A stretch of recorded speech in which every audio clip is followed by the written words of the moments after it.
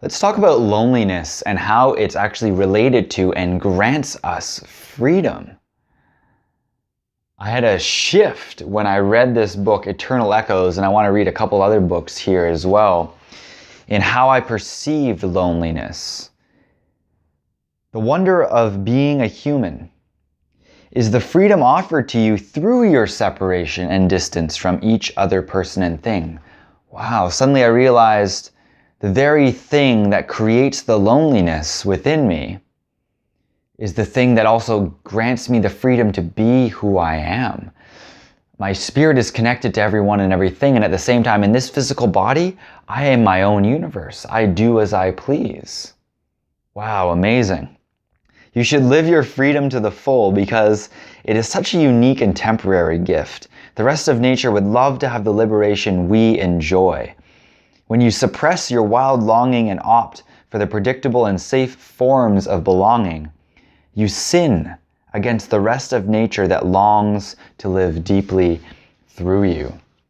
So when I'm feeling lonely, it's also because I have identified so strongly with these thought forms, this sense of self that I have, as Eli points out in his book, Sudden Awakening. Again and again, we hear the teaching. Freedom means freedom from false identification. Freedom from identifying as a donkey. What keeps a mortal consciousness caught in the belief in donkeyhood? So let me tell you the story of the donkey. Freedom from false identification. One day there's this hunter and he sees a lion get killed in the distance. And he walks up afterwards and there was a baby cub because the lion was pregnant. So he raises the cub as his own, and he travels with donkeys, loading different loads from point A to point B. And once the lion is grown up enough, he starts to load the lion up too. Until one day a lion comes and goes, wow, a herd of donkeys, I don't know what a group of donkeys is called. And he goes, oh my gosh, so much food, right? And then he sees the lion amongst the donkeys and he runs up to the lion and he says, what are you doing? And the lion says, please, Mr. Lion, don't kill me, don't kill me. And he goes, what are you talking about?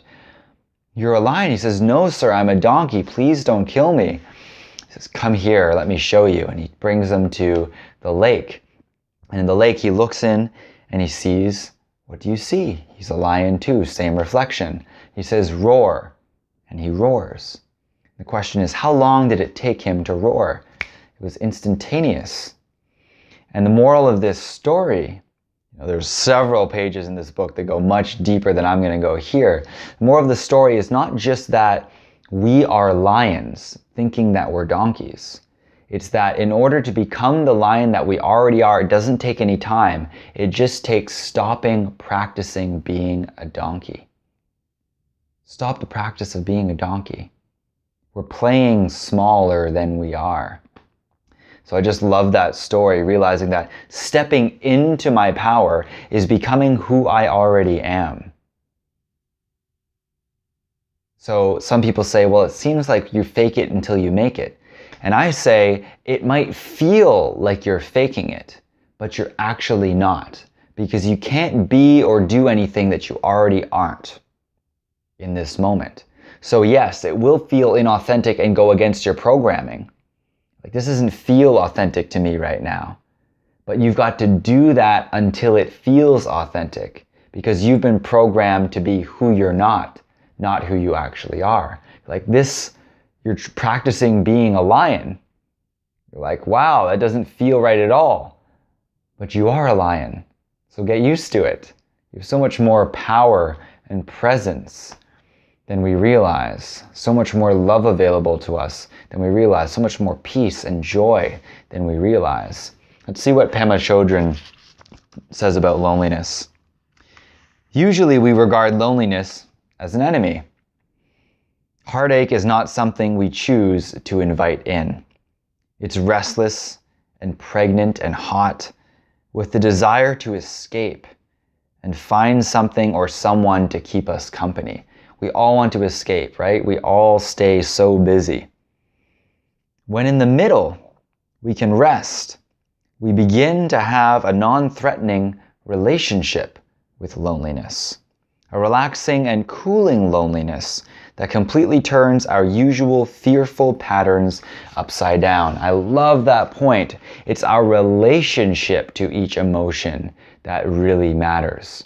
It's how I am relating to that. I am not loneliness myself. I am experiencing loneliness, and my relationship to loneliness, in thinking that it's bad and thinking that I need to escape it, is only creating more resistance in me that makes me feel worthless and reinforces my beliefs that, like, look at me, I'm lonely, I'm worthless, I don't have any friends, this is terrible, I hate this, versus, oh, I'm feeling lonely right now. It's not, how am I going to get out of this? It's just, I'm feeling lonely. And so it's just a thought and a feeling versus complete identification, as Eli talks about here as well. Oh, pardon me. Again and again, we hear the teaching, freedom means freedom from false identification. False identification, believing in the illusion that I am separate from another in the first place. I want to read you something on despair too, because despair goes hand in hand with loneliness. Oftentimes we don't want to let ourselves sink all the way down into those deep, dark places because we've probably had past reference experiences that have been very painful for us. Maybe we thought that we wanted to kill ourselves the last time we were depressed. So if I allow myself to feel into that lonely and that depressive state, that despair, then I'm afraid that I'm going to go back there again. But let's see what Eli has to say in his book, Sudden Awakening. When you experience despair fully, when you sink all the way in, you eventually fall out the bottom. Despair is not endless. You are. We often believe that whatever we're in this moment is going to last forever, don't we? Falling through despair, you discover a black hole. All that stands between you and infinite nothingness is the ego's terror that it won't survive. Your willingness to die to everything that is not real allows you to fall into the black hole. When you do, you discover a taste of your true self, your soul. You realize directly the secret of emptiness, which is your true essence. The ego is afraid of getting caught. The ego is afraid of us realizing that it is ultimately empty, that no thing that we do, that no possession that we obtain, that no me being better than someone else is going to fill me up on the inside. The ego is an endless void. And when we allow ourselves to feel that completely, because so oftentimes we push it aside, avoid, numb, distract, so cleverly, the things that we need to feel in order to actually move through them so that we can experience the freedom that we want rather than avoid the loneliness or identify with the loneliness. We all want to belong. We all want to feel worthy of love and belonging. And we don't need to create so much resistance and pain within ourselves by thinking that loneliness is a bad thing. It's actually what gives us freedom. And that's very freeing, just that notion, because I practice circling and authentic relating and coaching. I really try and get someone's world. What's it like to see and think and feel? Just be that person and really understand who they are. And even then I can feel worlds apart from this person that's right in front of me. And so there is this real sense of loneliness, of I need another to be complete. I need another thing. I need another achievement. I'm finding salvation outside of me at another time and place other than now. If only I get to that place and do that thing, then I'll be free, then I'll be happy, then I'll be joyful. And what we realize is it's all here now. You can't become anything that you're not already. It's very confusing for our minds, but I hope that helps that part of you that knows to feel more at peace. I'm experiencing loneliness. What a beautiful thing to be able to experience. Use it to your best interest. Be free and rejoice in freedom. I know I don't all the time. So I'd love to know what you think about this message, what your experience of freedom and loneliness, separation, connection, and disconnection is.